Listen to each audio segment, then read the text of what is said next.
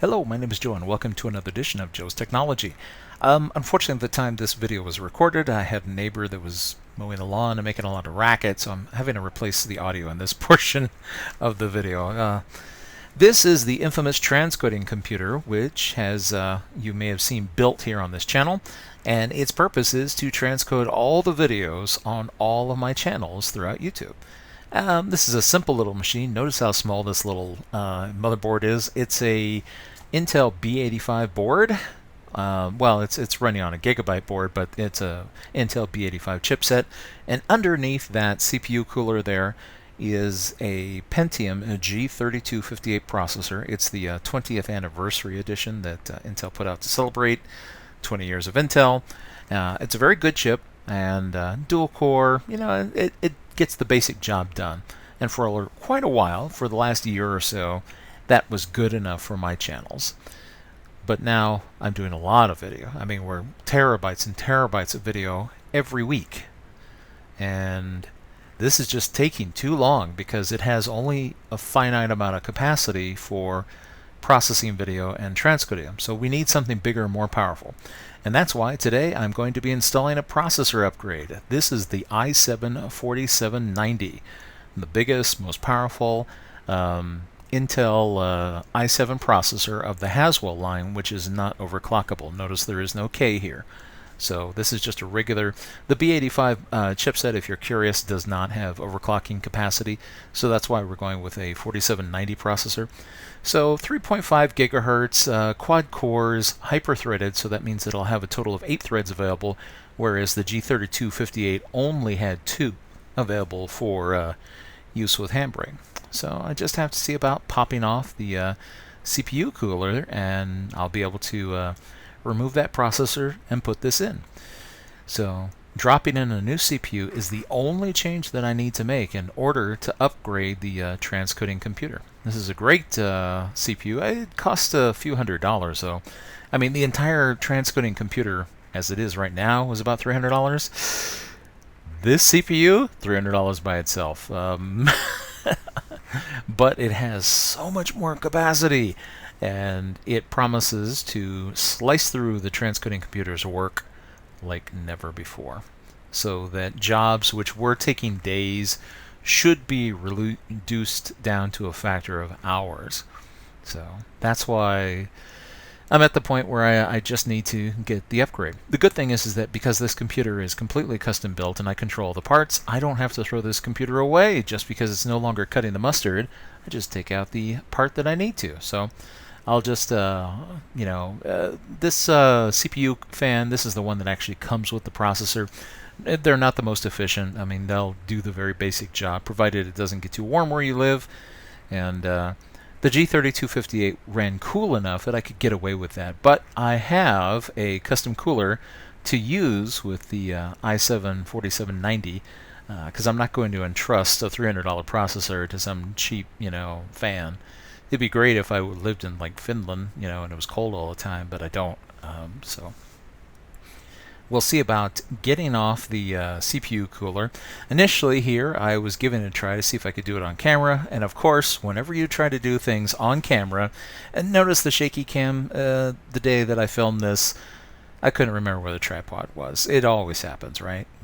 And I have no camera person to help me, so I'm making a mess and trying to pull that CPU fan off while I'm filming and holding the camera and trying to make sure the lighting's up there. Okay, as far as YouTube goes, there are more professional channels, so I can't vouch for my cinematography. I'll just do my best to show you what I'm doing and try to keep the information that I relay as accurate as possible. I'll do my best, but I'm not perfect. By the way, the cooler that I'm going to be using is the Cooler Master Hyper 212 Evo. What's nice about this is notice the radiator, nice and big, nice big fan. It should be just fine for the i7-4790, and it's not very expensive. In terms of bang for the buck, the Hyper 212 Evo is probably one of the best CPU coolers that you can get, provided if it's in your case. As you can see, the Transcoding Computer has multiple drives, and that's the other reason why I built my own system. Notice all the empty drive bays. And the B85 motherboard has space for even more connectors. Oh, plus I have another drive to go in there, so even more upgrades. So we're increasing its capacity and doing all kinds of other good stuff here. So it should be a rather worthwhile upgrade. Oh, that's right. And I think the reason I'm focusing on the camera there is I was mentioning that I got a really good deal on the hard drive because it's a refurb. I know, factory refurbished stuff is not as bad as you might think. In some cases, you might find yourself getting a really great deal, as long as it works. So far, I've been lucky. I haven't bought any refurb item that's shown up dead on arrival. Okay, so I've put the transcoding computer down here on its side, and so we're going to get this off. I have the fan unplugged, so off comes our little buddy here. It had pre-applied thermal paste, and as you can see, it's gotten quite a workout. This thing gets kind of warm. So underneath here is the G3258, which has served so faithfully for this channel. But now it's time for the 3258 to make room for the 4790. So this is the benefit of having a PC that you build yourself. I just let go of the little arm, take it up, and presto, I'm ready to do a processor upgrade. And I don't have to do anything else other than, oh, whoops, I gotta wipe the sweat from my face here. The lights are kind of bright. I want it to drip down inside here. And I'm holding the camera while I'm doing this, so this is all the wrong way to do stuff. So here's the bottom of our good buddy. Here, let's see, focus. This is an LGA 1150 processor. That means there are 1,150 little pads on here, which correspond to the pins that we see down here on the motherboard. And we just drop it in place. Whoops, oh, sorry. There's a bit of a mess here. I didn't mean to pan across the desk. Let's see. My workbench, well, it looks like this is where the magic happens, and it shows. Try not to cut myself on camera. Like I said, I'm holding the camera and doing everything at the same time. So here is our new processor.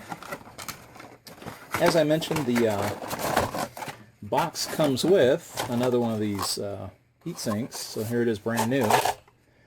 The thing is that this is probably going to be worthless for an i7.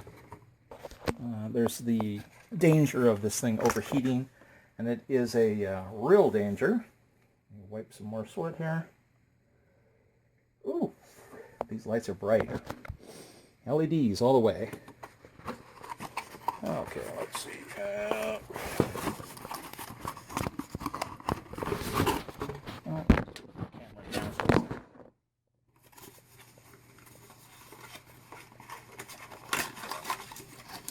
All right. Let's see. Pin number 1 goes. There we go. All right.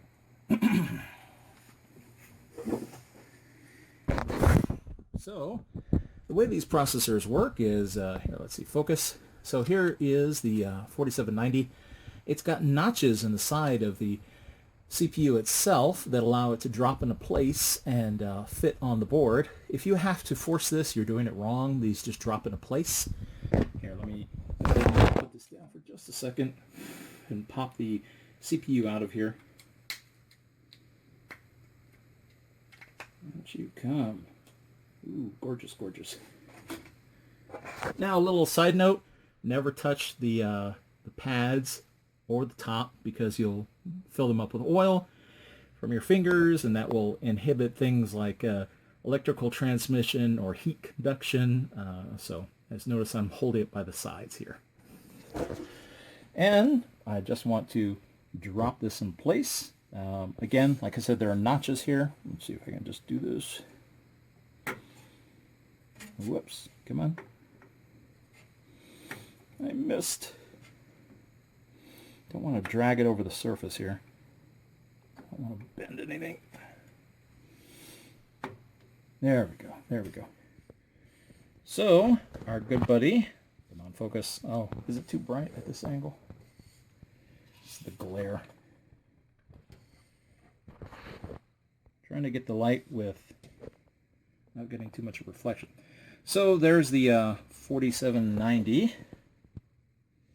And So now I just drop the CPU cover on top of it and put the arm back in place, and presto, it's ready to accept this new CPU fan. Now unfortunately I'll need both hands for this, so I'll put on the CPU fan, put the covers back on, and she's ready to fire back up. Quick side note I forgot to mention, since I brought in a new processor and took out the old one, that gives me a case to put the G3258 in, and it can go on the shelf until maybe I can just give it away to a friend who needs an inexpensive CPU for a cheap system. You know, something that's like a desktop where they're just, you know, doing nothing too computing intensive, and this processor should still be fine. It's just, I've outgrown it. After a year, it just doesn't meet my needs anymore. I'm a power user. It's a fact. Now, just in case you're curious as to what the Hyper 212 Evo looks like, here, let me get this beast out of here. Oh. So, as you can see, it's a pretty good size radiator on there. Like I said, this should be great for dissipating heat from the 4790. And this is a very economical heatsink. I mean, look how big this fan is. Woo, it's a beauty for the price. Oops, there. Okay, I'm just going through Cooler Master's documentation here. They have some nice little pictures as to putting all this together. It's a bit of a bear. But this is designed basically for a socket 1150, and it can be reconfigured, that little scissor there, for other sizes. And all the stuff at least comes in this nice little case, along with this thermal transfer compound. It's got its own little syringe in order to inject it. So finding all the parts should be easy. I just have to screw on the back. So I'll screw on the plates here and see about getting this fan on. Okay, it took a few minutes, but the standoffs are now in place for the fan. Now what I like to do is like to take the little bracket and just kind of drop it in place, make sure that it's going to line up correctly. With this one from Cooler Master, it's not as intuitive as you might think. It is designed for to be versatile. Here, let me focus. And so these screws can go in several positions. This wasn't immediately obvious to me, so just in case you're dealing with one of these and you couldn't see that, it has 3 different positions, and you just pick up the pin. I'm doing this single-handed, remember. And you can, I thought there was just 2 positions. Single-handed, this is a bit of a challenge. So I thought there was only 2 different positions that these could possibly go into. Oh boy, I wish I had my tripod.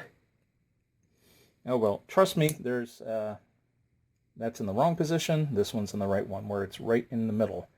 So here, come on, focus.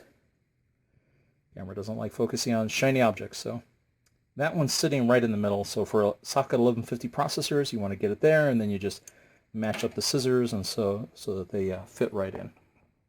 Okay, now the all-important thermal compound time. So I'm of the school of thought, you just stick in a little dab here. Back here, I'll just blop it on there, and the heatsink will spread that out for me. Okay, I've got the CPU cooler on there. Notice the fan is missing. I had to take the fan off in order to reach all the screws. So here's our fan. When putting the fan on, look for an arrow. Let's see if I can see it here on the video. Notice that the arrow shows the direction that the fan spins and what direction the air flows. Since we want the air to blow out the back of the case through this case fan here, the fan will go on this side. So let's see, can I do this one-handed? I'll have to use the force. Hey, look at that. Did it snap on? I'm impressed. Okay. Looks like the fan is in place. So the last thing is to connect the CPU fan cable, in this case the this particular motherboard. Oh boy, it's way down in there. Let's see if I can do this. I'm going to need both hands. Oh well, I'll get it connected, put this beast back together, and it'll be time to go to work. Here we go, the moment of truth. I have not even tested this thing yet, and so I'm going to try it cold turkey. I'm so confident in my abilities, and that's usually when the greatest calamities happen. So let's see. Is it alive, or does it die? Whoa, look at that. Looks like the i7 is alive!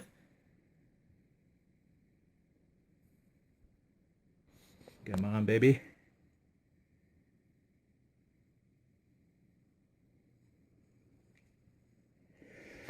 Ah. All this heartache may be worth it. If the 4790 lives up to its billing and various websites that I've seen that have listed the performance for transcoding for this thing, this should be fantastic compared to what it has been. Whoops. Let me put in the password here. Let me just put this on the ground. Well, table.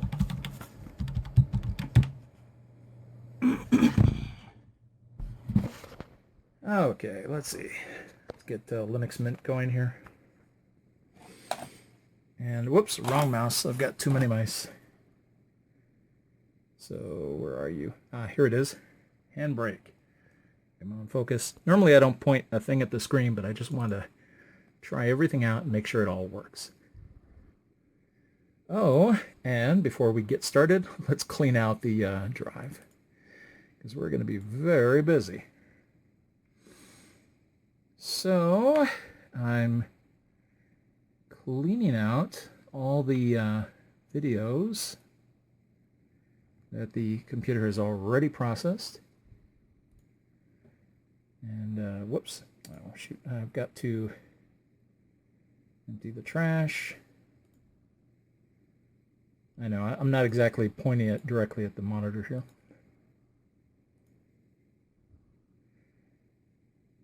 Let's see, where is it? Where is it?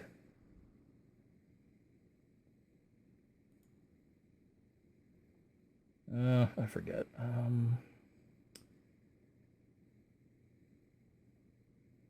Oh, you know what? I remember where it is. We're looking under System, okay, Info Center. Here we go.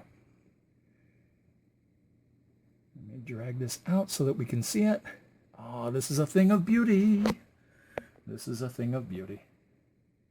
Okay, hopefully this is coming out on the video. As you can see, the 4790 is online. Notice all these cores. That's because it's quad core and it's hyper threaded. So as far as the computer is concerned, there are 8 threads ready for action. So let's go ahead and put it to work. Handbrake is an ideal tool for stressing CPUs, although in this case I have a, it's not just a stress test. I actually want to get some work done. Whoops. Oh. You know, let me find this thing. I have to spin up the Samsung hard drive. The videos are actually recorded on an external hard drive because the Transcoding Computer was running out of space. Here we go, to be compressed.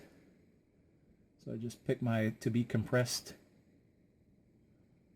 And it'll take a moment here. Again, let me see if I can keep this focused. I know, it's very bad manners to point at a screen, but I'm just doing this kind of quick and dirty. And this is the actual queue. Oh, and then one last thing while it's busy doing that. We'll get the CPU activity so that we can see what the system is doing. All right, so let's bring Handbrake up. All right, like I said, I'm holding this. I'm trying to pay attention to a couple different things at once. So this is our CPU history showing the what the processor and its cores are doing, which is not much. And here we'll go to Q, and see, here's our Q down here. I'll say add. Whoops! Oh shoot! Darn it! Actually, what I meant to say was add all. We'll just cancel that one so that it's not in there twice. All right, these are all the videos that are pending processing just on this hard drive. There's another one, by the way. So this is about 3 terabytes worth of video, and so I'll just say start. Now notice the little meter here as the computer starts to go crazy. So this is it. We are in business. Normally, when this would run with the G3258, both those cores would be locked up at 100% solid, and they wouldn't be able to do anything else. Now, we can see one core is really busy, but the other 2, or 3, seem to be doing okay. they're getting a bit of a workout, but this shouldn't be so bad. I'm really looking forward to this. All right, so look for more videos than ever on this channel, all thanks to the i7-4790.